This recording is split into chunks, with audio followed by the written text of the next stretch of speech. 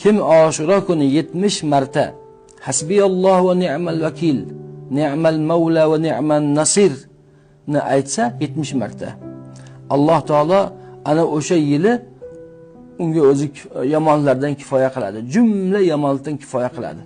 Bu mashoyixlarimizning tajribalaridan kelib chiqqan narsa.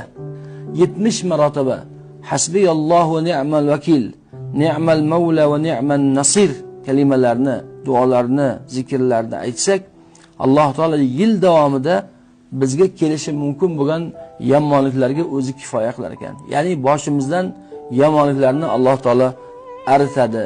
Bu tajriba qilinishga eng loyiq amallardan biri. Albatta bu zikrlarni, bu kalimalarni qancha aytsa odam manfaat topadi. Lekin aynan bu kunga xoslab 70 marotaba o'qib ko'ringchi, Parvardigor olamning jumla yomonlardan bizga o'zi kifoya qilishligi, ya'ni o'zi saqlashligi va'dasi albatta hammamizni xursand qiladi.